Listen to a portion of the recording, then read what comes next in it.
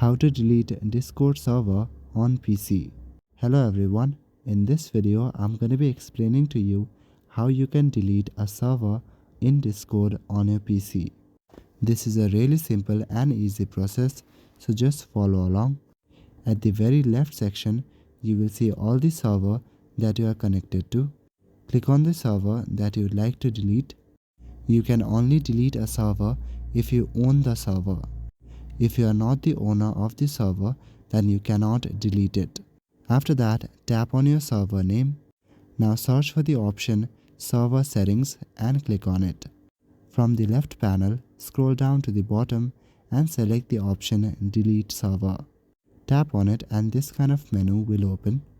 To delete your server, you will need to type in your server name.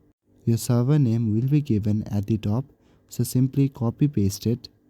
Type your server name and click Delete Server. If you do not own a server, then you can leave from the server. To leave from a specific server, go back to your main page. Now right click on the server you would like to leave. From the menu that appears, select the last option, Leave Server. So that is it for this video. I will see you in the next one. Thank you.